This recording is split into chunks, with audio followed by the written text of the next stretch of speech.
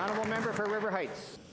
Mr. Speaker, the NDP is well known as a party which doesn't believe in free markets and in market values, but rather acts in any way they can to distort markets because of their penchant for thinking that they know better than the market. An example is their approach to supporting housing for those on social assistance. While the market value for rents has increased, the NDP's support for housing has changed little. At $285 a month for a single individual on social assistance, or $471 a month for a family of 4, the support for housing is today far below market value for renting. I ask the government, when will they end their opposition to free market rents and increase the housing shelter allowance for people on social assistance? For Family Services Thank and you very Labour. much, Mr. Speaker, and I want to thank the member for that question. Certainly, over the time that we've been in government, we've seen historic investments in housing, both in terms of not-for-profit housing and social housing, working with diverse partners. I know there's a very exciting project in my old hometown of Brandon, working with the Canadian Mental Health Association to build housing. We've seen, I think, some very exciting developments looking at some of the downtown hotels that have become supportive housing for some of the people who are the most challenging to house, folks who are homeless and deal with mental health issues. So we are making progress on that issue, Mr. Speaker, and of course there's more to do in terms of ensuring that everybody has access to safe and affordable housing, and we'll continue to make progress. Mr. Speaker, there is no progress on this issue as I table these reports. Mr. Speaker, we know that each month, because the NDP has no concern for market values and for normal economics, that tens of thousands of families and tens of thousands of children have no choice but to use their food money to pay their rent.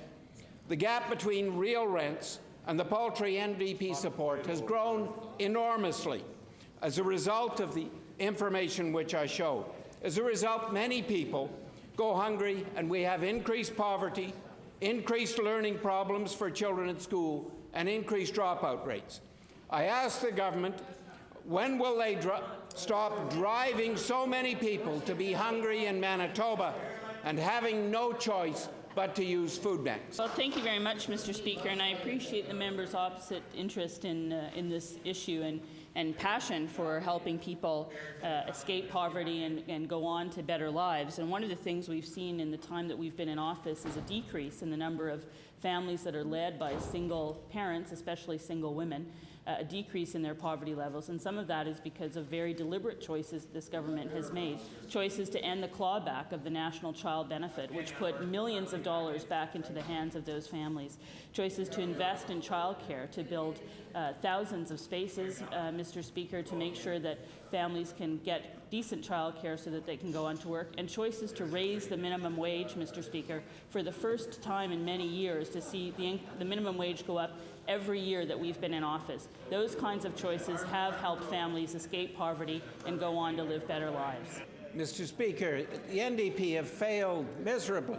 The number of children who are in families who are so poor that they have to use food banks has gone up dramatically by 500% under the watch of this NDP government. The NDP's unconscionable neglect of those who are poor is having disastrous consequences in Manitoba for how well children do in school, for increased crime because of poverty, and for various other problems, particularly in Inner Winnipeg and elsewhere.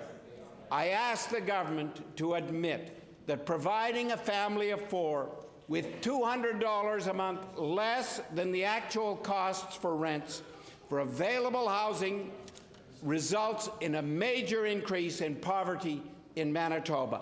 Why is the government doing this? Thank you very much, Mr. Speaker. Well, certainly we've put in place programs like Rent Aid and the Portable Housing Benefit that has put additional funding into the hands of people who are struggling to meet their housing costs. And I know from speaking with those people and folks that work with those people what a difference it's made in their lives. But, Mr. Speaker, you know, I remember being an activist on this issue in the 1990s when the member opposite was in the federal government and some of the members opposite were in the provincial government. And at that time, Mr. Speaker, the federal government ended all participation in the Canada Assistance Plan. That was a plan, there was a partnership between the province and the federal government to provide the very support supports that the member is now asking about? Did he raise his voice, I wonder, Mr. Speaker, when he had the opportunity to stand up then for people who are living on social assistance?